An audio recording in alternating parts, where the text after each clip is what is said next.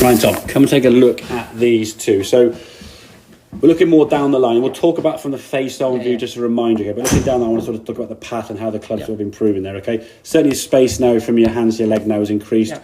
You feel like you're stretching. I mean, that's probably moved, what, a couple of inches over. It's not as it moved as much as you first. You're like, oh my God, I'm reaching for it, okay? So it's quite a small change, but it feels a lot more, okay? I don't think I got it from the start. No, I didn't yet. So generally speaking, we want to try and set up with our feet together.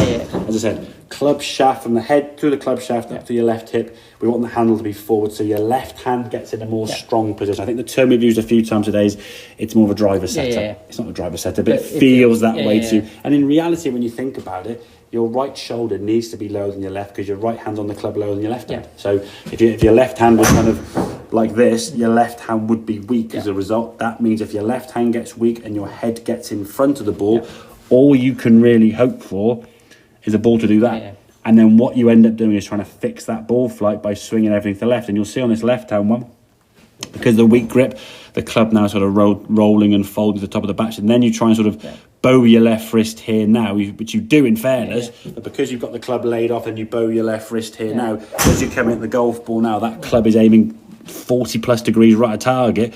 Your brain realises and goes, oh, hang on, I better try and fix it. And then here now the fix comes in with your right hand, and the club, we can see that club shaft way outside. Unfortunately, only one part of the club you're going to strike, and that's going to be the hosel, okay? Now the club on this right hand one is more square to target because of the grip. Got your change in there, okay? As you go back to the top of the backswing here now, backswing's a little bit laid off, but not as much in fairness. As you start coming back down now, the club now, your brain's going, okay, I know the club is more square to target. I don't need to try and fix it. So look at the shaft now coming that golf ball. At least the shaft's got some chance of going through that gate rather than this left-hand one now. I mean, the club's coming from over here somewhere across the golf ball. So the only real thing you can do is catch the hosel of the golf club, which you'll see. Catch a hosel, ball goes right. Look at your elbows there, trying to fix that club. Just trying to save it. And every now and then you'll save it pretty good, But it's a very, very high-risk way of hitting the golf ball.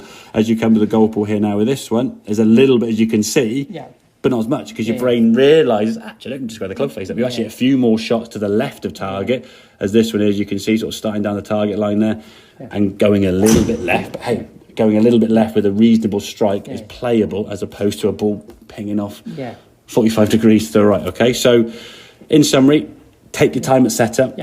Field driver specific sort of setup. Obviously, the ball isn't driver setup, but the hand position, your head position, all that stuff, I think you just feel more behind the ball will help. Swing wise, I don't try and do too many things with your wrist. Just turn your shoulders and hinge your wrist, okay? Try and keep that as simple as possible.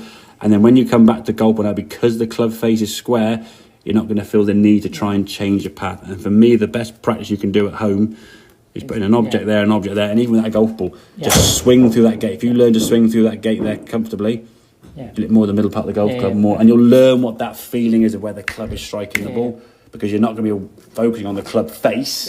You're just focusing on the path and the direction that club's going to come from. Cool. Okay, buddy, makes sense? Good stuff. Very, very good, mate. Right.